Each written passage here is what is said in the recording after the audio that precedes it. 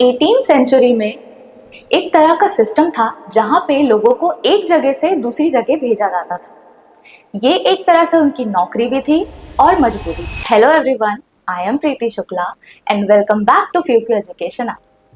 Now अभी तक हम लोग ने बहुत सारी चीजें पढ़ ली थी, जैसे कि प्री मॉडर्न एरा, फिर कैसे कल्चरल आइडिया एक जगह से दूसरी जगह जाते हैं, कैसे आइडियोलॉजीज एक जगह से दूसरी जगह ट्रैवल कर रही हैं, एंड इनफैक्ट हमने बहुत बड़ा डिजीज का एक सेगमेंट पढ़ा था जहां पे अमेरिका में भी कॉन्क्वेस्ट करने के लिए डिजीज हेल्प कर रहा था, और हमने देखा था कि जहां पे रिंडरप्रेस जैसा नामक एक कैटल डिजीज अफ्रीका कॉन्टिनेंट को कवर करने में, कंट्रोल करने में मदद करता है। ठीक है, तो अभी तक हम लोग ने ये सारी चीजें एक सीक्वेंस में पढ़ ली थी। अब हम आगे चलते हैं इस सेगमेंट में, जहां पे हम देखेंगे कि लेबर कैसे पूरे ग्लोबल वर्ल्ड को बनने में मदद कर रहे हैं। So let us start now. Endangered labour migration from India. अब हमने इंडेंजर्ड लेबर तो इंडिया का तो बाद में हम पढ़ेंगे, पहले ये समझेंगे कि what is indentured labour.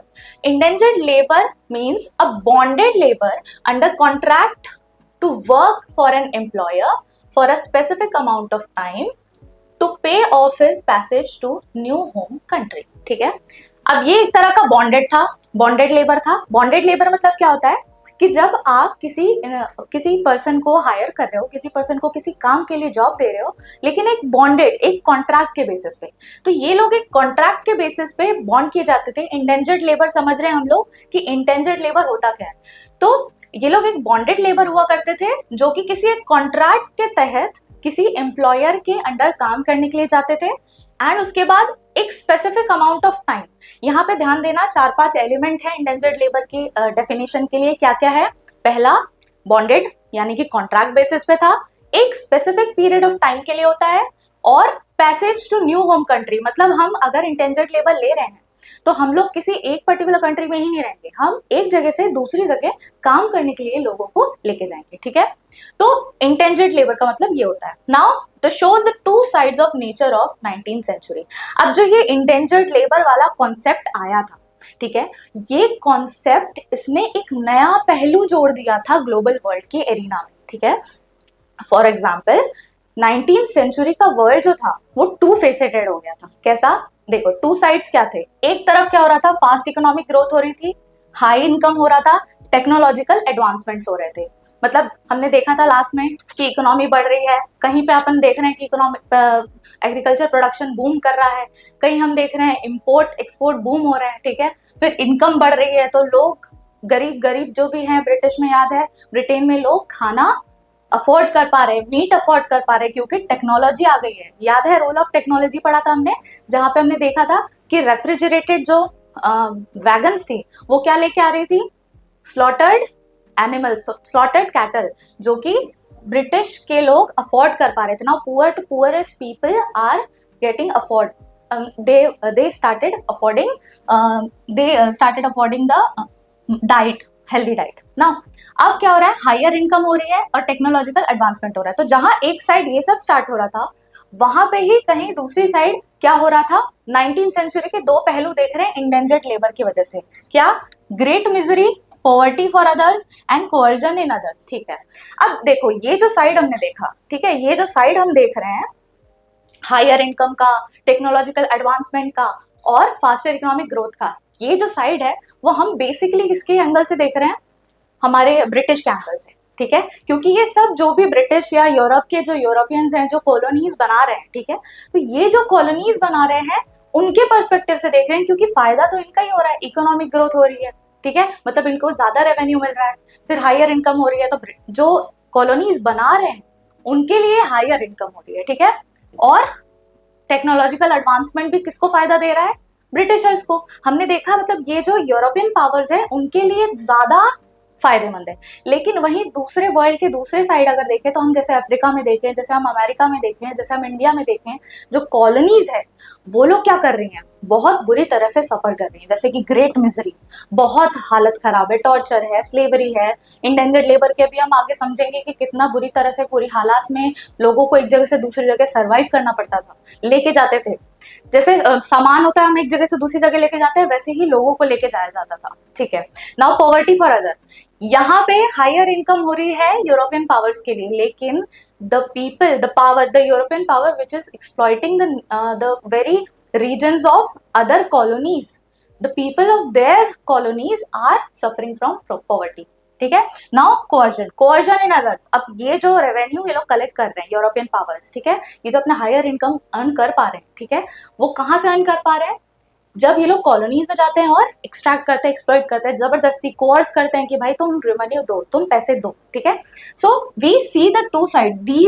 The 19th century का ना दो साइड था. एक साइड था कि बहुत ही हैप्पी वेलबींग हो रही है, बढ़िया से इकोनॉमिक ग्रोथ हो रही है, हायर इनकम है, इनकम बढ़ रहा है, ठीक है. लेकिन वही दूसरी साइड अगर हम ये वाला साइड कॉइन का देखें, ये वाले फेस देखें, तो हम देख रहे हैं कि पॉवर्टी है, मिजरी है, और क्या है, कोअर्जन है, फोर्स है, एकदम फोर्सफुल वो पावर की जा रही है, उन पे यूज की जा रही है, ठीक है. नाउ इतना चीज हमने समझ लिया कि इंडेंजर्ड लेबर हमने समझ लिया. Now we'll move to the next point. अब ये जो इंडेंजर्ड लेबर है, ये जो बॉन्डेड लेबर है, ये लोग कहाँ से लाए जा रहे हैं? आखिर कहाँ से रहे ये लोग, और क्या तरीके, क्या क्या वेजेस, क्या क्या बॉन्ड, क्या क्या कॉन्ट्रैक्ट ये लोग मैनेज करते थे, मेंटेन करते थे इन लोगों को लाने के लिए. देखो अब where were these labours from? Hundred of thousands of Indian and Chinese labor went to work on plantation, mines and in road and railway construction projects around the world. Mainly ये लोग कहाँ से आते थे? इंडिया और China. आज भी हम जानते हैं कि इंडिया और चाइना की पॉपुलेशन बहुत अच्छी है, ठीक है, एंड उस वक्त भी इंडिया और चाइना की पॉपुलेशन थोड़ी सी सरप्लस में थी सबके, मतलब सबके कंपैरिजन में. तो इंडिया और चाइना के जो लेबर्स थे वो सबको एकदम चीप प्राइसेस में मिल जाते थे, ठीक है. तो इसीलिए बहुत ज्यादा लेवल पे अब इस कंट्री में, इस एरिया में जब चीप बॉन्डेड लेबर मिल रहे हैं, वो भी कंट्री साइड्स में ज्यादा, ठीक है, तो ये लोग क्या करते थे, इसी एरिया से चाइना और इंडिया के hundreds and thousands of thousands people को एज एन इंटेंजर्ड लेबर उठा के लेके जाते थे अक्रॉस द वर्ल्ड काम कराने के लिए. क्या क्या काम होते थे? प्लांटेशन में काम करवाते थे, माइंस में काम करवाते थे, रोड्स और रेलवेज के कंस्ट्रक्शन में काम करवाएंगे, ठीक है. अब ये लोग टेक्नोलॉजी लेके आ रहे हैं, ये लोग एक जगह से दूसरी जगह का ट्रांसपोर्ट सिस्टम मेंटेन कर रहे हैं, तो इन लोगों को लोग तो चाहिए रहेंगे ना ये सब बनाने के लिए. अकेले यूरोपियंस, इन लोगों का तो, यूरोपियंस का क्या था, हमको तो पावर एस्टेब्लिश करना है, हमको तो रूल करना है, लेकिन पीछे बैकग्राउंड में कोई काम करना तो चाहिए ना. तो ये लोग चीप लेबर्स इंडिया और चाइना से उठाते थे, ठीक है, और ये सारे काम कराने के लिए, सारे डेवलपमेंटल काम, सारे एग्रीकल्चरल काम, जहां से इन लोगों को प्रॉफिट मिलेगा, ठीक है. Now in India indentured labour were hired under contracts and promise return travel to India. अब ये इंडिया में क्या हो रहा है कि इंडिया में endangered labour they were hired and they were promise that हम तुमको एक कुछ पीरियड के लिए, एक अवधि के लिए लेके जा रहे हैं, इस पीरियड, इस फेज ऑफ टाइम तक आप काम करोगे and we'll take you back to your home country. Okay, but what happened after they had worked 5 years on their employer plantation? मतलब इन लोगों का कहना था कि 5 साल आप काम कर लो, 5 years of work, ठीक है, and then we'll take you back to India. But ये कॉन्ट्रैक्ट था कि 5 साल तक आपको वर्क करना है, यही कॉन्ट्रैक्ट है, यही हमारा बॉन्डेड लेबर है कि जो लेबर है it is bonded by what, the phase, the agreement that I have to work 5 years and then only I'll be able to come back to my home country, ठीक है, and in that meantime मैं कुछ earn कर लूंगा जो कि मेरे वापस जाने पे मेरी फैमिली को हेल्प करेगा, ठीक है. तो ये इन लोगों का लालच था. ऑफ कोर्स अब कोई इतना अच्छे से बोल रहा है कि हम 5 साल तुमको वर्क देंगे, बॉन्डेड देंगे, और तुमको ये फैसिलिटीज भी देंगे, हम तुमको दूसरी जगह लेके जाएंगे, तो of course people who are in the poverty, who are in the need of money, income, they of course हाँ तो बोलेंगे वो लोग कि they will agree, of course, right. तो अग्री हो गए, बट लोग लेके जाते हैं, ठीक है. तो क्यों? हाँ, अब एक तो ये चीज अभी मैंने एक रीजन बताया कि जो भाई गरीब है तो वो लोग अग्री करेंगे, लेकिन और क्या रीजन थे? Because these reason experience many changes, like cottage industry declined.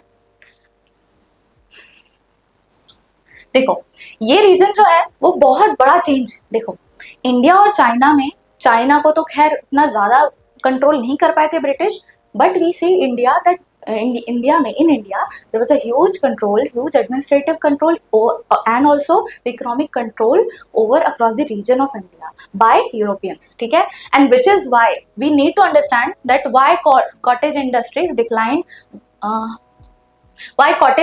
declined, how land rent rose, land were cleared for mines and plantation. अब देखो क्या हो रहा है कि कॉटेज इंडस्ट्री क्या होती है, वो इंडस्ट्री जो कि छोटे लेवल पे अपने इंडिया में अपने लेवल पे अपने आप से खुद से वर्क कर रही है, छोटे छोटे प्रोडक्शन कर रही है और अपना ट्रेड कर रही है, जिसकी वजह से उनकी जीवनी चल रही है, they are earning their living, right. लेकिन क्या हो रहा है कि जैसे ही यूरोपियंस आते हैं, जैसे ही ब्रिटिशर्स आते हैं इंडिया में, तो दे व्हाट दे डू, ये लोग पूरे रेवेन्यूज पे कब्जा करने लगते हैं, ठीक है। और अब मतलब बहुत सारे रीजन है, हम उतना डिटेल में अभी नहीं जाएंगे, लेकिन बहुत सारे ऐसे रीजन है जिनकी वजह से इंडिया में कॉटेज इंडस्ट्रीज का ट्रेड डिक्लाइन किया गया, क्योंकि वहां से मतलब एक रीजन ये है कि ब्रिटिश से बहुत सारे प्रोडक्ट जो कि मैन्युफैक्चर गुड्स थे वो इंडिया में आते थे, और क्या होता था, इंडिया के मार्केट को उन्होंने कंट्रोल कर लिया था। तो जो चीप प्राइस पे वो गुड्स आते थे जो कि यूरोप से आते थे, उनको लोग ज्यादा बाय करते थे, और कॉटेज इंडस्ट्री जो कि खुद से बनाती थी, हैंड क्राफ्टेड रहते थे, उनका डिमांड कम हो गया, तो वो डिक्लाइन हो गई। बहुत ज्यादा अफेक्ट होता है जब बाहर से कोई चीज नहीं आ जाती है, तो रीजनल एरिया में बहुत बड़ा इम्पैक्ट आता है, उससे रीजनल गुड्स के लिए बहुत बड़ा इम्पैक्ट आता है, राइट।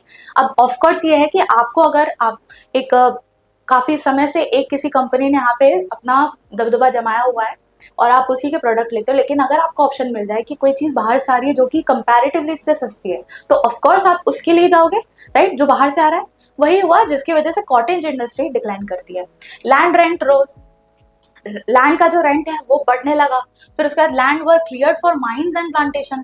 अब ब्रिटिशर्स या यूरोपियन पावर का मेन मोटिव ये था कि लैंड का जो यूसेज है वो मेजर एग्रीकल्चर प्रोड्यूस के लिए होना चाहिए, ना कि किसी और चीज के लिए। या तो माइन करो या तो प्लांटेशन करो, उस पर उगाओ, खूब उगाओ, बहुत सारा बल्क में हमको एग्रीकल्चर प्रोड्यूस उगाना है, ठीक है। All this affected the lives of poor and they fail to pay their rents, became deeply indebted and were forced to migrate in search of work, ठीक है। अब देखो हम बात कर रहे हैं इंडेंजर्ड लेबर की, ठीक है। इंडेंजर्ड लेबर क्यों इंडिया से कहीं और जाने के लिए, कोई भी कंट्रीज में जाने के लिए रेडी हो गए थे, वाई, ठीक है। तो वाई रेडी हुए थे, उसका हम लोग रीजन समझ रहे हैं, जिसमें हमने ये समझा कि लैंड रेंट बढ़ गया, लैंड को सिर्फ प्लांटेशंस के लिए यूज करने के लिए किया, जहां पे इन लोगों को क्या करना पड़ता था, बोरो करना पड़ता था, लोगों को यूरोपियन से ही बोरो करना पड़ता था ताकि हम ज्यादा उगा पाए। और जब भी हम फेल करते थे, प्रोड्यूस तो इनको देना है, रेवेन्यू पे इनको देना है, तो लोग भारी भारी लोन के अंदर इंडेट होते गए, ठीक है। Which is why force migration we see in search of work.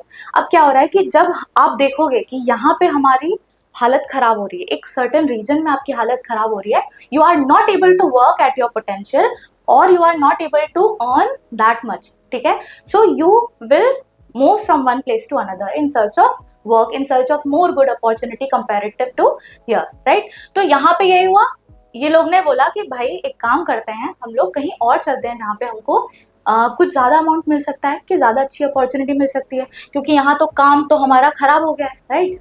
सो ये एक बड़ा रीजन था जहां पे हम देखते हैं कि लोग इंडेंजर्ड लेबर के तरफ टिल्ट हो गए, बॉन्डेड लेबर। इनको लगा कि भाई ये तो अच्छा ऑप्शन है, इसी में स्विच कर लेते हैं, ठीक है।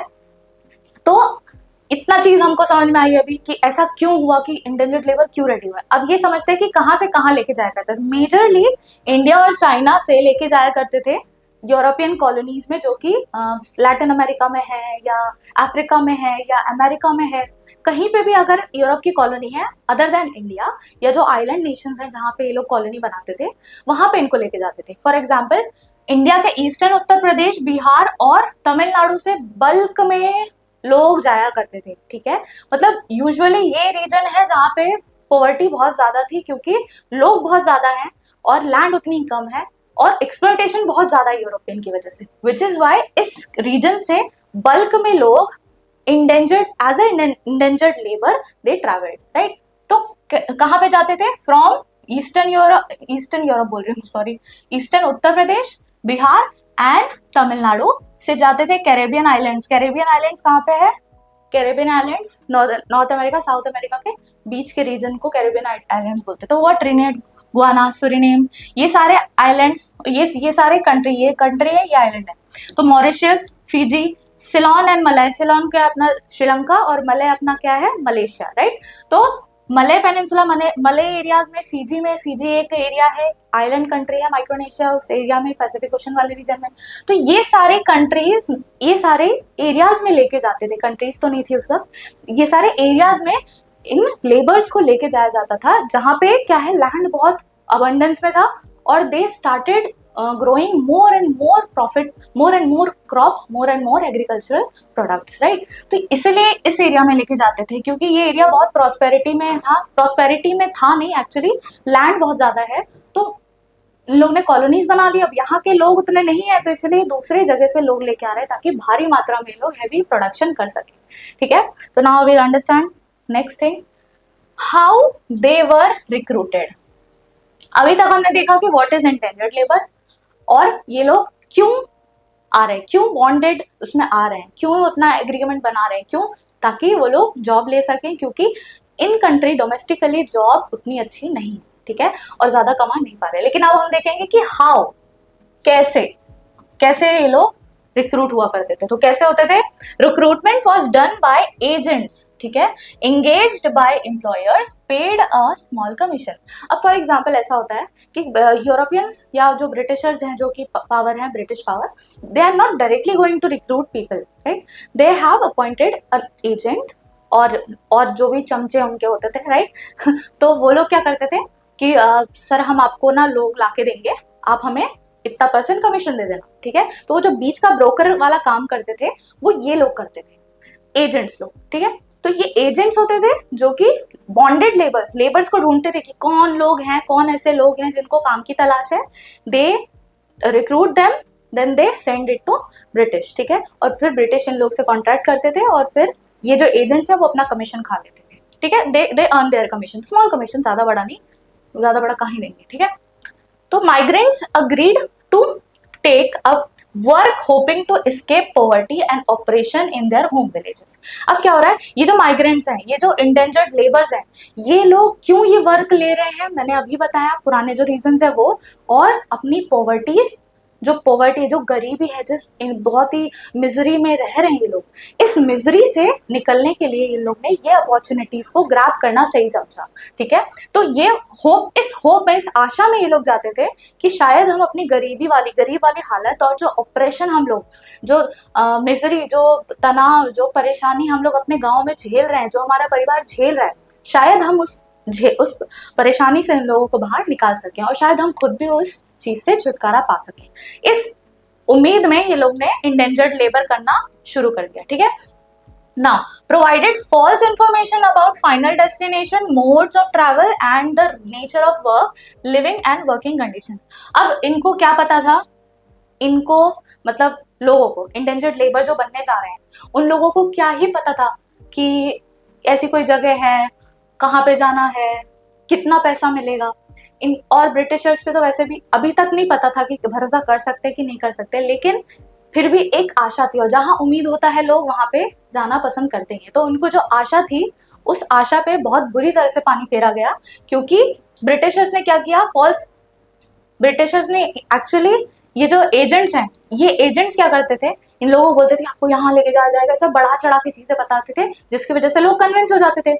और जब कन्विंस हो जाते थे तो उनको ये इन्फॉर्मेशन बताई जाती थी कि आपको यहाँ लेके जाया जाएगा, आपका फाइनल डेस्टिनेशन, बिल्कुल सब कुछ झूठ बताया जाता था कि आपके डेस्टिनेशन के बारे में, ये आपका पीरियड इतना रहेगा, आपका ये टाइम रहेगा, ये सब कुछ उनके बारे में, मोड्स ऑफ ट्रैवल, ये देखो लिखा हुआ है। तो इन सब के बारे में एक फॉल्स इन्फॉर्मेशन दी जाती थी, एक फेक इन्फॉर्मेशन दी जाती थी।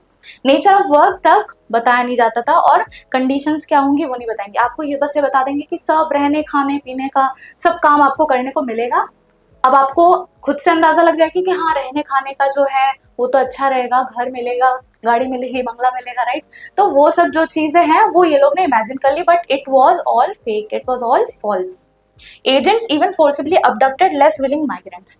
अब क्या हो रहा है, जो एजेंट्स कुछ लोगों को कन्विंस नहीं कर पाए, या कुछ ऐसे माइग्रेंट्स हैं जो नहीं चाह रहे हैं कि नहीं यार हमको तो भरोसा नहीं है इस पे, ठीक है, उसको इन लोगों ने अबडक्ट कर लिया। मतलब जो एजेंट्स है, इवन फोर्सफुली, कोवर्सली अबडक्टेड मतलब किडनैप कर लिया, उठा लिया, मतलब बिना किसी कंसेंट के उठा ही लिया, सीधा लेके जा रहे हैं, ठीक है, जबरदस्ती भर के लेके जा रहे हैं। सो दिस ये भी एक तरीका था जैसे रिक्रूट किया जाता है। एक तरीका है क्या है, फॉल्स इंफॉर्मेशन देके रिक्रूट कर रहे हैं। दूसरा तरीका क्या है, फोर्सफुली रिक्रूट कर रहे हैं। ठीक है, तो ये हमने अभी तक समझा। अब नेक्स्ट चलते हैं, न्यू सिस्टम ऑफ स्लेवरी। अभी तक हमने जो समझा वो क्लियर है, आई होप। नाउ इस इंडेंजर्ड लेबर की वजह से, ये जो इंडेंजर्ड लेबर अभी हमने पढ़ा, इसका recruitment how and what was the nature of work, कहाँ से लेके जाते थे और कहाँ से लेके जाते थे और कहाँ लेके जाते थे, टू फ्रॉम। ठीक है, तो ये सब हमने पढ़ा अभी। लेकिन अब हम समझेंगे कि इस इंडेंजर्ड लेबर की वजह से एक सिस्टम ऑफ स्लेवरी कैसे इजाद हो रही, कैसे इन्वेंट हो रही, कैसे इंट्रोड्यूस हो रही है नए फॉर्म ऑफ सोसाइटी में। कैसे labour found conditions to be different from what they had imagined. Of course yes, false information बनाई गई तो इन लोगों को लगा कि भाई बहुत बड़ी द्वीप होगा, बहुत बड़ा एरिया होगा जहाँ पे हमको प्रोडक्शन करना है, खाने को मिलेगा, रहने को मिलेगा, गाड़ी बंगला कपड़ा मकान सब मिलेगा, राइट। तो वो चीज नहीं हुई। उनने जो इमेजिनेशन किया था, उनने सोचा था कि बहुत मस्त होगा सब कुछ, लेकिन उनकी चीजें सैडनेस में बदल गई। ठीक है, एकदम सैड हो गए, क्योंकि what they had really imagined was way far different from what they saw there, right? Now, living and working conditions were harsh and few legal rights were only given. अब सॉरी, अब क्या हो रहा है, living conditions इतनी harsh थी कि उनके इमेजिनेशन के बियॉन्ड थे, और लीगल राइट्स, कुछ ऐसी राइट्स जो यूजुअली एम्प्लॉयज को मिलती है, जैसे कि आप कभी भी किसी ऑर्गेनाइजेशन में काम करोगे, पब्लिक ऑर्गेनाइजेशन में काम करोगे या प्राइवेट ऑर्गेनाइजेशन में काम करोगे, हर जगह आपको एक राइट्स मिलेंगे कि आप, अगर आपके साथ ये होता है तो you have a right to speak. ठीक है, इंडिया में फंडामेंटल राइट्स है, राइट। तो हर तरह की जो लीगल राइट्स होती हैं वो आपको मिलती हैं हर जगह पे, स्टूडेंट हो, चाहे वर्किंग प्रोफेशनल हो, चाहे वो मिनिस्टर हो, प्राइम मिनिस्टर हो, कोई भी हो, आपके पास एक लीगल राइट होता है, राइट। वहां पे ऐसा कुछ नहीं था, बहुत फ्यू लीगल राइट्स है। In fact right to life was hampered. ठीक है, मतलब जो नेचुरल राइट्स होते हैं, जो नेचुरल राइट क्या होते हैं, सैनिटेशन होना चाहिए, जीवन को हानि नहीं होनी चाहिए, राइट। तो वो नेचुरल राइट भी क्या थे, वहां पे हैम्पर्ड हो रहे थे। ठीक है, तो ये चीजें हमने इतनी समझ लिया। Workers discovered their own ways of surviving.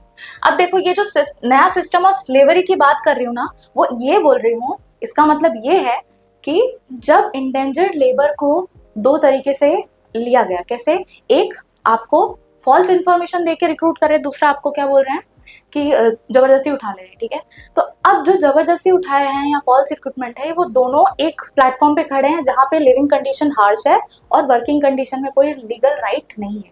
अब वो लोग इस प्लेटफॉर्म पे खड़े हैं। ठीक है, तो क्या होगा, उनके साथ जबरदस्ती करेंगे, क्योंकि ये अपने कंट्री से दूर हैं, तो अब ये फोर्सफुली या विलिंगली कैसे भी ये लोग इस एरिया को एस्केप नहीं कर सकते, क्योंकि इनको तो रूट भी नहीं पता है और इनको कहाँ है ये एक्चुअली में इनको वो भी नहीं पता, राइट। तो ये एक बहुत कॉम्प्लेक्स सिचुएशन है जहां पे अब ये लोग फोर्स है to do anything, to do work for other as a servant, to work in और live in a very harsh situation.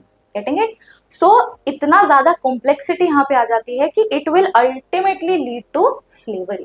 Getting? Slavery मतलब क्या होता है, गुलामी करना। ठीक है, तो जब आप फोर्सफुली रिक्रूट कर लिए गए हो, जब आप फोर्सफुली काम करवाया जाएगा आपसे, तो क्या होगा, ऑफ कोर्स स्लेवरी होगी, आपको जबरदस्ती उनके लिए काम करना पड़ेगा, नतमस्तक हो जाना पड़ेगा और काम करना ही पड़ेगा। Getting it?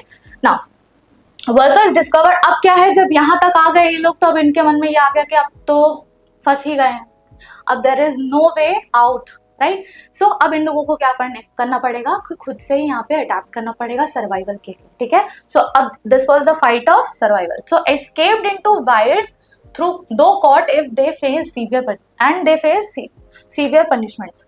New form of individuals, collective self-expression, blending different cultures, forms and old new। अब देखो क्या हो रहा है, कुछ लोग ने ट्राई किया कि हम क्या करें, एस्केप करें। ठीक है, उन्होंने सोचा कि ये इतना बड़ा आइलैंड है, आइलैंड पता नहीं था उनको कि आइलैंड है कि क्या है। They were not even aware about कि where they are, from where they are coming, what is the route where they are. ठीक है, तो अब जब इतना चीज उनको पता ही नहीं थी, तो उन लोगों को लगा कि जंगल है, भाग चलो। ठीक है, इन लोग से दूर भाग जाएंगे, लेकिन उनको पता ही नहीं था कि छोटा सा आइलैंड है, राइट। या उनको पता ही नहीं है कि ये पूरे एरिया में फैले हुए हैं यूरोपियंस, जो कि इनको रिक्रूट करके लेके आए, राइट। तो ये लोग ने क्या किया, पहले वाइल्ड में भाग गए, लेकिन पकड़े गए, और पकड़े गए तो बहुत ही severe punishment in the sense, बहुत मतलब हाथ पैर तोड़ दिए जाते थे, हड्डी तोड़ दी गई। ठीक है, बहुत गंदे हालत में स्लेवरी करवा रहे हैं, दिन रात काम करा रहे हैं बिना खाना पीना के, मतलब एक इतना वाइल्ड, इतना बहुत ज्यादा कोर्स, मतलब फियरफुल पनिशमेंट दी जा रही है, जहाँ पे आने वाले लोग जो स्केप करना चाहें उनको हाथ पैर कांपने चाहिए, ठीक है, इस तरह से दिखाया गया, दर्शाया गया, ठीक है ना। तो अब जब ऐसा हो रहा है कि आप एस्केप नहीं कर पा रहे, तो आपको क्या करना पड़ेगा, अडेप्ट करना पड़ेगा, आपको बोलना पड़ेगा कि भाई अब जो है यही है, इसमें ही काम चलाना पड़ेगा ना। तो फिर नए फॉर्म, जब अलग अलग रीजन से लोगों को लाया जा रहा है, ये सिर्फ इंडिया के लोग नहीं थे, और भी लोग थे, चाइना के भी लोग थे, राइट। सो जब इतने सारे लोग एक साथ आ रहे हैं, ठीक है, अलग अलग रीजन से आ रहे हैं, इंडिया के ही अलग अलग रीजन से आ रहे हैं, ठीक है, तो there will be some sort of new culture that will be taking place, right. For example कि मतलब आगे हम पढ़ेंगे, लेकिन यहीं पे समझ लो कि जैसे कि फिजी लेके गए, ठीक है, या कोई कैरेबियन आइलैंड्स किसी ट्रिनिडेड में लेके गए, ठीक है, तो वहां के लोग वहां पे ऑलरेडी प्रेजेंट होंगे, ठीक ना, ये लोग भी यहाँ पे आ रहे हैं, ठीक है। So there will be a new culture taking place, there will be new ideologies, new forms of way of rituals, new form of way of life will be taking place, ठीक है। तो they it will be formed, right. तो collective self expression बना, blending of cultures, ठीक है, different cultures blend हुआ, और एक नया कल्चर ऊपर बन के आया, नया फॉर्म लेके आया, ठीक है। नाउ एक एक्सप्रेशन अलग हो गया कि भाई आप अपनी लैंग्वेज में बात करो, हम अपनी लैंग्वेज में बात करें, तो हमने लैंग्वेज मिक्स कर दी, ठीक है।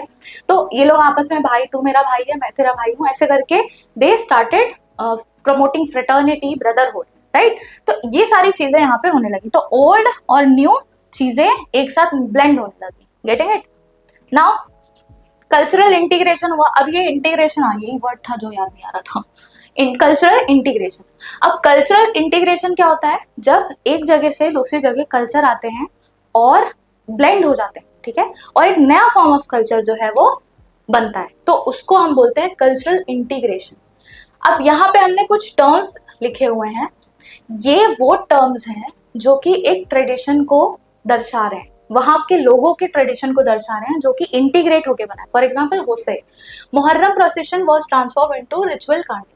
एक मुहर्रम एक राइट होता है, एक मतलब एक रिचुअल राइट्स होते हैं, जहाँ पे जानते होंगे कि मुहर्रम में एक रैली निकाली जाती है, तो उसको कार्निवल के रूप में बना दिया गया, राइटियस कार्निवल, ठीक है, तो उसका नाम होसे दिया गया, ठीक है, होसे। अब रस्ताफेरियनिज्म, ये क्या था, famous by Jamaican reggae star Bob Marley. एक रस्ताफेरियनिज्म होता है, फॉर्म ऑफ म्यूजिक होता है, जहाँ पे मतलब सूफी टाइप सॉन्ग्स हैं, गाना गा रहे हैं, और मतलब अलग अलग रिसाइट कर रहे हैं, अलग अलग स्टोरीज रिसाइट कर रहे हैं। चटनी म्यूजिक होती है, चटनी म्यूजिक मतलब चटनी बना दी, दैट मीन्स कि बहुत सारे म्यूजिक्स के बहुत सारे फॉर्म्स को एक साथ मिक्स कर दिया और एक नया म्यूजिक बना दिया। तो popular in Trinidad and Guyana और ट्रिनिडेड में ये बहुत ज्यादा पॉपुलर था, क्योंकि वहां पे सबसे ज्यादा कल्चरल इंटीग्रेशन हुआ था, और जहाँ पे सबसे ज्यादा कल्चरल इंटीग्रेशन होता है वहां पे खिचड़ी बन जाती है। फॉर एग्जाम्पल मध्य प्रदेश को बोला जाता है कि यहाँ पे हर टाइप के रिलीजन, हर टाइप का कल्चर, हर टाइप की रिचुअल्स, राइट, सब कुछ पाई जाएगी। क्यों? क्योंकि इधर से हम राजस्थान से लगे हुए हैं, इधर से उत्तर प्रदेश है, नीचे महाराष्ट्र है, इधर छत्तीसगढ़ है, इधर गुजरात है, राइट। तो ये जो पूरा पूरा एरिया है ना, सबके अपने अपने कल्चर है, अपने एग्जेम्पशंस वाले कल्चर है, राइट। वो कल्चर क्या कर रहे हैं, कहीं ना कहीं बाउंड्रीज क्रॉस करके मध्य प्रदेश में आ रहे हैं। तो मध्य प्रदेश को भी बोला जाता है खिचड़ी ऑफ अ कल्चर, राइट, कि मतलब बहुत सारे कल्चर एक साथ मिक्स हो रहे हैं और एक अलग ही इंटीग्रेशन बन रहा है यहाँ पे, ठीक है। तो सेम ऐसे ही चटनी म्यूजिक था, बहुत सारे कल्चर एक साथ मिक्स होते हैं, लोग मिक्स होते हैं, और उन्होंने अपना नया तरीके का चटनी म्यूजिक बना दिया, ठीक है। अब ये देखो, ये क्या कर रहा है, मतलब ये जो चीजें हैं, ये जो हो रही है, अलग अलग प्रोसेशंस, अलग अलग रस्ताफेरानिज्म, ठीक है, तो ये रस्ताफेरियनिज्म जो था, ये सब क्या कर रहा है, ये सब किस चीज को कंट्रीब्यूट कर रहा है, reflecting the social and cultural links, ठीक है, मतलब सोशल और कल्चरल लिंक, कैसे सोसाइटी के अलग अलग सोशल लोग और कल्चर, उनके आइडियोलॉजीज किस तरह से ये लोग आ रहे हैं और मिक्स हो रहे हैं, तो ये रिफ्लेक्ट कर रहा है, ठीक है, with Indian migrants in the Caribbean. Indian migrants जो कि कैरेबियन में थे, वहां पे इन लोग ने इस तरह से अपने आप को ढाल लिया था, इस तरह से अपना सर्वाइवल के लिए अडेप्ट कर लिया था, ठीक है। These forms of culture fusion are part of making of global world. अब देखो, हम ग्लोबल वर्ल्ड की बात कर रहे हैं, लास्ट क्लास में भी मैंने कहा था, इस क्लास में भी मैं कह रही हूँ कि जब हम ये सब चीज देख रहे हैं, एक जगह से दूसरी जगह कोई चीज जा रही है, भले वो लेबर हो, कैपिटल हो, ट्रेड हो या कोई आइडिया हो, कल्चर हो, गुड सर्विस, कुछ भी हो, ठीक है, अगर वो एक जगह से दूसरी जगह जा रहा है, अगर हम इस तरह का कल्चरल इंटीग्रेशन देख रहे हैं, तो it is a very stunning example of what, global world, making of the global world, ठीक है, ओके तो making of the global world, okay समझ में आया। तो यही सब चीजें, इन्हीं सब चीजों ने कंट्रीब्यूट किया ग्लोबल वर्ल्ड बनने में। Things from different places gate mixed, lose the original characteristics and become something entirely new, ठीक है, वही है, सब कुछ अलग अलग तरीके से मिक्स हो रहा है जो कि अलग अलग कैरेक्टरिस्टिक्स पोजेस करता है, ठीक है, and giving an entirely new tradition, getting it. तो ये चीज है ना। Most endangered laborers workers stayed on after their contract ended and returned to their new homes short spell in India। अब क्या हो रहा है ना कि कल्चरल इंटीग्रेशन इतना अच्छा हो गया, लोगों को उधर इतना अच्छा लगने लगा कि काम करने लगे, परिवार उधर भी बन गए, इतना हो गया कि अब वो लोग होम कंट्री में कमाते थे, कम दिन के लिए रहते थे, लेकिन वहां पे हमेशा बैक टू अपने कॉन्ट्रैक्टेड प्लेस पे रहते थे, वहां पे रहना ज्यादा पसंद करते थे, मोर, ठीक है। There are large communities people Indian descent in these countries। अब इसलिए बोला जाता है, देखा होगा कि फिजी जो आइलैंड है बोला जाता है, और बहुत सारे ऐसे रीजन है मलेशिया में, माइक्रोनेशिया में, पैसिफिक ओशन वाले आइलैंड कंट्रीज में और कैरेबियन आइलैंड्स में।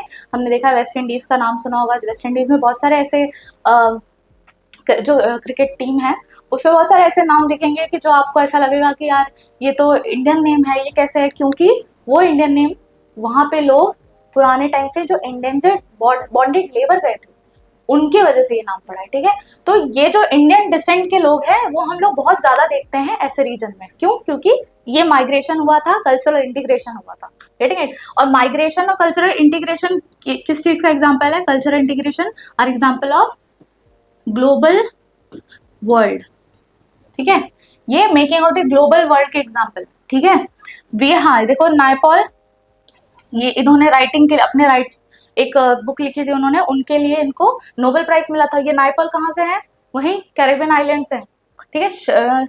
शिव नारायण, चंद्रपॉल, राम नरेश श्रवण, वेस्ट इंडीज क्रिकेटर्स, ये लोग भी कौन है, ये लोग वेस्ट इंडीज के क्रिकेटर हैं। तो ये समझ रहे हो आप कि ये जो राम नरेश श्रवण है, ठीक है, ये नाम क्या है, ये नाम इंडियन ओरिजिन का है, but how they are playing from that side, because वो वहीं पे पैदा हुए हैं, वो वहीं पे रह रहे हैं हमेशा से, इसीलिए, ठीक है, सुनना है। तो ये इंडियन ओरिजिन के लोग वहां पे गए, ठीक। India's nationalist leader begin opposing the system of indentured labour migration as abusive and cruel. India जब अपनी लड़ाई लड़ रहा था ब्रिटिशर्स के खिलाफ, जब स्टार्ट किया था कि हाँ भाई हम लड़ाई करेंगे, हम देश को आजाद करवाएंगे, at that time indentured labour को इन लीडर्स ने कहा था कि these are abusive and cruel, ये गलत है, आप किसी लोगों को, कुछ लोगों को लेके जा रहे हो एक जगह से दूसरी जगह और क्या करवा रहे हो, जबरदस्ती काम करा रहे हो, ठीक है। तो एक क्रुअलिटी दिखा रहा है और एक अब्यूसिवनेस दिखा रहा है किसी इंसान के लीगल राइट्स, फंडामेंटल राइट्स और नेचुरल राइट्स को लेके, ठीक है। तो ये उनका कहना था नेशनलिस्ट लीडर का। तो इसीलिए जब इन लोगों ने फाइट किया नेशनलिस्ट लीडर्स ने, तो 1921 में इस इंडेंचर्ड लेबर को अबॉलिश कर दिया गया। इंडिया में इनको क्या बोला जाता था, यूजुअली कूलीज बोला जाता था, ठीक है। एक ये वर्ड है, वो वाला कूली नहीं है कि दूसरा वाला कूली है, ठीक है। तो इंडेंजर्ड लेबर को यहाँ पे कूली बोला जा रहा है, गेटिंग इट। ये कब अबॉलिश हुआ, 1921। ये जो फोटोज दी गई हैं ये हैं, इस तरह से फोटोग्राफ ली जाती थी और आइडेंटिफाई करवाने के लिए कि भाई ये नंबर है, इस नंबर का इंडेंजर्ड लेबर लेके गए हम लोग, ये है।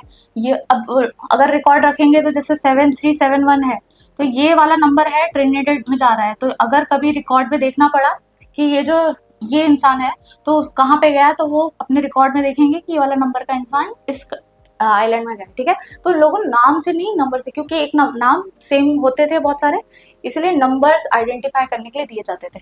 तो ये फोटोग्राफ लेके रखते थे, ठीक है। और ये है उनका कॉन्ट्रैक्ट, ठीक है। तो क्लियर नहीं दिख रहा होगा, लेकिन यही है कि यहाँ पे कॉलम से बने हुए हैं, ठीक है, और यहाँ पे उनका साइन और कितना पीरियड है, इतने पीरियड काम कर लिया तो यहाँ पे साइन करवा दिया, इतने पीरियड काम कर लिया तो यहाँ पे साइन करवा दिया, और एक ये सील साइन यहाँ पे दिख रही है जो स्टैम्प करके दी गई है कि हाँ ये कॉन्ट्रैक्ट है, बॉन्डेड कॉन्ट्रैक्ट है, आप लेबर बन चुके हो इंडेंजर्ड, ठीक है। इतना क्लियर हो, आई होप, ठीक है। अब हमने लेबर्स का मूवमेंट देख लिया, अब हम बिजनेसमैन की तरफ मुड़ते हैं, जहां पे हम देखेंगे कि इंडिया ने भी एक ग्रोथ की थी अपने एंटरप्रेन्योर्स में, ठीक है। कैसे बिजनेस एंटरप्रेन्योर्स कौन होते हैं, जो कि बिजनेस करते हैं, ठीक है। लार्ज स्केल का बिजनेस हुआ, ट्रेड हुआ, तो उसमें जो इंडल्ज होते हैं उनको एंटरप्रेन्योर्स कहते हैं, गेटिंग इट। तो growing food and other crops of the world market required capital, ठीक है। अब ये बहुत इंपॉर्टेंट चीज है। अब थोड़ा सा इकोनॉमिकल टर्म्स में हम देखते हैं कि क्या इंडियन एंटरप्रेन्योर्स अब्रॉड कैसे, मतलब क्या इसका मतलब क्या है, इसका रिलेशन क्या है, ठीक है। सो पहली चीज, अगर आपको एक जगह से दूसरी जगह कोई भी ट्रेड करना है, कोई भी चीज उगानी है, कोई भी चीज प्रमोट करना है, प्रोड्यूस करना है, तो आपको उसके लिए क्या चाहिए, मनी, पैसा चाहिए, कैपिटल चाहिए, ठीक है। तो वो कैपिटल आप कहाँ से अरेंज करोगे, कहाँ से लाओगे, तो यहाँ पे देखो, that was borrowed from banks and market, ठीक है। या तो कोई बैंक होगा और या तो कोई मार्केट होगा जहां पे अपन इनफॉर्मली खरीद रहे हैं, ठीक है। So usually this was borrowed by bank and markets. Indian bankers name Shikaripuri, shroffs and Nattukottai Chettiars, ठीक है। ये दो नेम है, ठीक है। ये दो नेम बहुत ही प्रोमिनेंट नेम है। ये दो नेम ऐसे हैं कि इन लोगों ने बहुत प्रोमिनेंट मार्केट एस्टेब्लिश किया था बैंकिंग सिस्टम में। ये लोग बहुत यहाँ का वहाँ करते थे, वहाँ का यहाँ करते थे, जिसकी वजह से इनके पास बहुत ज्यादा फंड आते थे, which they lended to the needy people. Needy people नहीं, मतलब जो बिजनेसमैन है उनको लेंड करते थे और उसके बदले में इंटरेस्ट कमाते थे, ठीक है। So now we were amongst the many group of banker and trader who finance the export agriculture central and south asia। अब इन लोग ने क्या किया है ना, फाइनेंस किया। ये लोग बहुत बड़े बैंकर्स थे जिन्होंने फाइनेंस किया किसको, एग्रीकल्चर एक्टिविटीज को, जिसको एक्सपोर्ट करना है। एक्सपोर्ट करने के लिए पैसा चाहिए, बनाने के लिए पैसा चाहिए, इंपोर्ट करने के लिए पैसा चाहिए, हर चीज के लिए फंड चाहिए। तो इन लोगों ने सेंट्रल और साउथ एशिया में एक्सपोर्ट करने के लिए फंडिंग देना शुरू किया, ठीक है। तो ये अमंग दोज पीपल थे जो बैंकिंग में हेल्प कर रहे थे। Sophisticated system to transfer money over large distance. ये लोग ने एक बहुत ही प्रॉपर सिस्टम एस्टेब्लिश कर दिया था, जहां पे आपको एक जगह से दूसरी जगह मनी भी भेजना है अगर, तो वो भी जाएगा, प्लस अगर गुड्स एंड सर्विसेज भेजना है वो भी जाएगा, ठीक है। तो कैपिटल के मूवमेंट को इन लोग ने कंट्रोल किया था, ठीक। कौन, इंडियन बैंकर्स। हम लोग स्पेसिफिकली इंडिया के बारे में समझ रहे हैं। और शिकारीपुरी और नट्टुकोटई चेट्टियार्स, ये लोग जो लोग थे, ये लोग ने इस चीज में महारत हासिल कर ली थी। They started funding and earning interest, earning more money, getting it. Now developed indigenous forms of corporate organisation using either own funds or borrowed from European bank. सब क्या कर रहे थे, मैंने वही बताया ना, यहाँ का वहाँ, वहाँ का यहाँ, इस तरह से काम कर रहे थे। इस तरह से जुगाड़, इंडिया बेस्ड, इंडिया का जो बहुत ही बेसिक चीज है वो क्या है, जुगाड़, ठीक है। तो वो जुगाड़ इन लोगों ने कहाँ लगाई, इन्होंने बोला कि भाई हम इंडिजीनियस मतलब यहाँ इंडिया में कॉर्पोरेट्स खोलेंगे, हम लोग इस्टेब्लिश करेंगे और हम लोग सबको फंड करेंगे, एक्सपोर्ट को फंड करेंगे, ब्रिटिशर्स को भी अगर वक्त आया तो फंड करेंगे, ठीक है। तो ये सारे ट्रेड को फंड करने के लिए इनको चाहिए, तो कहाँ से लाते थे ये लोग या तो इनके खुद के फंड है, ठीक है, या तो ये लोग यूरोपियन बैंक से बोरो कर रहे हैं, ठीक है। तो ये लोग भी इंटरनेशनल लेवल पे बोरो करते थे। Indian traders, money lenders also followed European colonisers into Africa. अब ये जो इंडियन ट्रेडर्स हैं एंड मनी लेंडर्स, ठीक है, जो इंडिया से यहाँ ट्रेड कर रहे हैं और जो मनी लेंडर्स है जो फंड दे रहे हैं, ठीक है, ये भी क्या करते थे, यूरोपियन को जो यूरोपियंस हैं जो कि अफ्रीका में जाके एक्सप्लॉइट कर रहे थे रिसोर्स, इन लोग ने उनको फॉलो किया।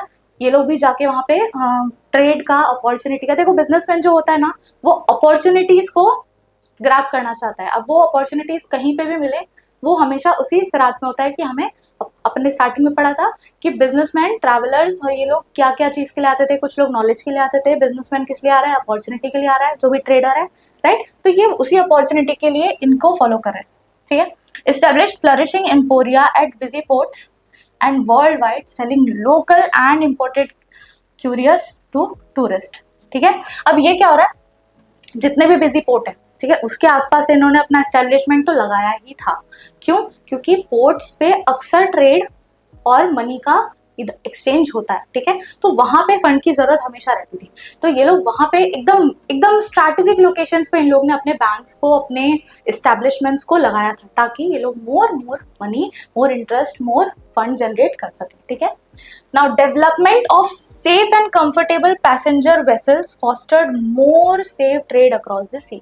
अब क्या हुआ, जैसे तैसे टेक्नोलॉजी का एनहांसमेंट हुआ, एडवांसमेंट हुआ, वैसे वैसे passenger trains, passenger vehicles, passenger vessels बनना स्टार्ट हुए, ठीक है। अभी तक क्या हो रहा था, शिप से ट्रेड हो रहा था, कंटेनर में ही इंडेंजर्ड लेबर को भर के एक जगह से दूसरी जगह ट्रांसफर कर रहे थे।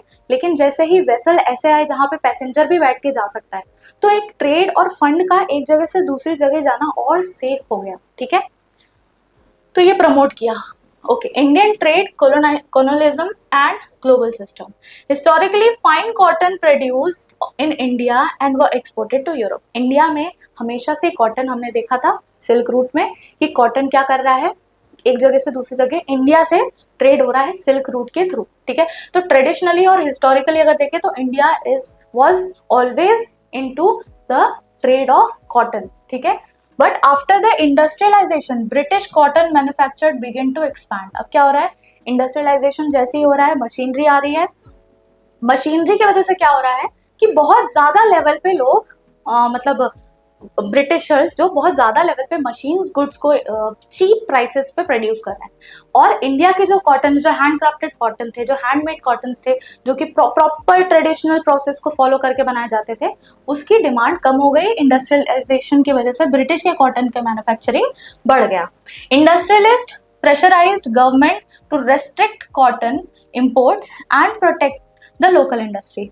अब क्या हुआ कि क्योंकि इनका एक्सपैंड कर रहा था, तो ये यहाँ पे इंडिया में इंपोर्ट करेंगे, और जब ये इंडिया में इंपोर्ट कर रहे हैं अगर, तो क्या होगा, इंडिया की जो अपने कॉटेज इंडस्ट्री है वो प्रॉब्लम में आएगी।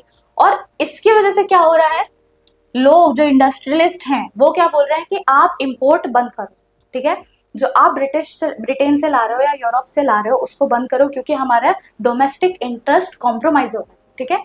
So what happened here, tariffs were imposed on cloth imports into Britain, ठीक है।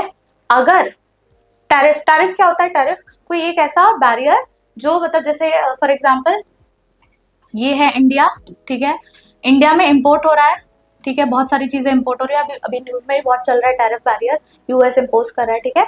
तो एक उस हिसाब से भी समझ लेते हैं कि इंडिया है, इंडिया में कोई चीज इंपोर्ट हो रही है, और अगर इंडिया को अपने डोमेस्टिक इंटरेस्ट को सेव करना है, ठीक है, तो क्या करेगा, यहाँ पे बैरियर लगा देगा। कैसा बैरियर लगा देगा, टैरिफ का, पैसों का, कि अगर आपको इंपोर्ट करना है तो आपको इतना चार्ज, इंपोर्ट का इतना परसेंट टैक्स में देना पड़ेगा। ऑफ कोर्स जब आप बोलोगे कि आपको इतना परसेंट टैक्स देना पड़ेगा, आराम से वो लोग क्या हो जाएंगे, डिस्करेज हो जाएंगे। और अगर डिस्करेज नहीं हुए, वो लोग फिर भी इंपोर्ट करते, तो इंडिया में कोई नहीं खरीदा, क्योंकि इंपोर्ट क्या हो जाएगा, महंगा हो जाएगा। फॉर एग्जाम्पल अगर ब्रिटिश इंडिया में ये कॉटन जो इनके मशीन गुड्स हैं उसको भेज रहा है, तो क्या है, वो सस्ते दामों पे बेच रहा है, लेकिन अगर इंडियन गवर्नमेंट उस पर टैक्स लगा दे, ठीक है, तो यहाँ के लोग जल्दी नहीं लेंगे, वो चीज उनके लिए महंगी हो जाएगी, ठीक है। तो टैरिफ ऐसा होता है, ऐसे काम करता है। तो उन्होंने डिमांड किया कि इसको इम्पोज करो, किसको, टैरिफ को, ब्रिटिश के इम्पोर्ट्स पे। Consequently the inflow of fine Indian cotton began to decline, ठीक है। अब क्या हो रहा है, इंडिया का कॉटन बहुत ही जो हाई लेवल का बढ़िया कॉटन था, वो ब्रिटेन में इंपोर्ट होना डिक्लाइन हो जाता है, जिसकी वजह से बहुत प्रॉब्लम होती है इंडिया के इंडस्ट्रीज को। British manufacturers also began to seek oversea markets for their cloth, ठीक है, cloth excluded from British market by tariff barriers, Indian textile now face stiff competition in other international market. देखो पहले तो India की cotton textile बहुत grow की, लेकिन जैसे ही इंपोर्ट पे टैक्सेशन लगा ब्रिटिश में, तो इंडिया का जो एक्सपोर्ट है ब्रिटिश में, वो क्या हो गया, रिलीगेट हो गया, ठीक है। अब क्या हो रहा है यहाँ पे, जब यहाँ पे इनका रेलीगेट हो रहा है, इनका डिक्रीज हो रहा है, तो अदर एरिया से भी इंडिया को कॉम्पिटिशन मिल रहा है, ठीक है। which is why decline of the share of cotton textile we see। India के अंदर कॉटन टेक्सटाइल का डिक्लाइन इतना ज्यादा हुआ, और ब्रिटिश के प्रोडक्ट इतने ज्यादा, मतलब हमारे कंट्रोल में तो कुछ था नहीं, कंट्रोल तो ब्रिटिश ही कर रहा था। तो जब ब्रिटिश को लगा कि इंडिया के कॉटन टेक्सटाइल की वैल्यू कम करनी है, इंपोर्ट पे टैक्स लगा दो, ठीक है। तो ब्रिटेन में कोई इंडिया का टेक्सटाइल इंपोर्ट नहीं कर रहा था, ठीक है। और विच इज वाई क्या हुआ, इंडिया का डिक्लाइन हुआ। अब उसका इंडिया का डिक्लाइन इस तरह से हुआ कि पहले 30% हुआ और उसके बाद 18-15 आते आते 15% हो गया और एकदम 3% तक आ गया। मतलब जहां हमारी कॉटन सिल्क रूट में इतना फेमस था, जहां पे इतना प्रॉस्पेरस था, वहां पे वो चीज 30% तक घटते घटते घटते घटते 3% पे आ गई। मतलब इंडिया में जो कॉटन टेक्सटाइल का शेयर हो गया वो 3% तक आ गया, ठीक है। सो ये ब्रिटिश मैन्युफैक्चरर्स की वजह से हो रहा है, ठीक है। Now what then did India export. अब जब हमारा मेन चीज, जो मेन हथियार था कॉटन, वो ही खराब हो गया, उसी का प्रोडक्ट जो प्रोड्यूस है, जो एक्सपोर्ट है इम्पोर्ट है, वो कम हो गया, तो हमने फिर किया क्या, export raw materials increase equally fast. जैसे ही हमारा कॉटन कम हो रहा है ना, ठीक उसी तरह से क्या हो रहा है, जैसे जहां जहां कॉटन कम हो रहा है, हमारा दूसरे रॉ मटेरियल्स की डिमांड बढ़ रही है, ठीक है। Between 1812 to 1871, the share of raw cotton export rose from 5% to 35% raw cotton। अब कॉटन के बने कपड़े टेक्सटाइल अलग होते हैं और रॉ कॉटन अलग होता है, ठीक है। रॉ कॉटन का जो शेयर था वो बढ़ गया, ठीक है। क्यों? क्योंकि ब्रिटिश को अपने मैन्युफैक्चरिंग एरियाज में, अपने कंट्री में मैन्युफैक्चर करने के लिए कॉटन चाहिए था और वो कॉटन ये लोग इंडिया से मंगाते थे। अब कॉटन के कपड़े बने बनाए खरीदने के बजाय क्या कर रहे हैं, directly cotton as a raw material ये लोग इंपोर्ट कर रहे हैं अपने यहाँ, ठीक है। तो उसका शेयर बढ़ गया, ठीक है।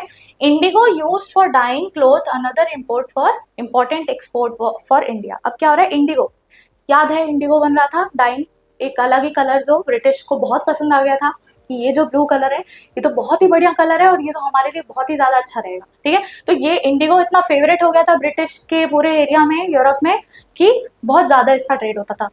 Opium shipments to China grew rapidly from 1820s to become for a world, while India's single largest export, India का सिंगल लार्जेस्ट एक्सपोर्ट और चाइना, ये दोनों जगह से ओपियम बहुत ज्यादा, ओपियम एक वो होता है, नशे का क्रॉप होता है, मतलब एक नशीली चीज होती है ओपियम, ठीक है।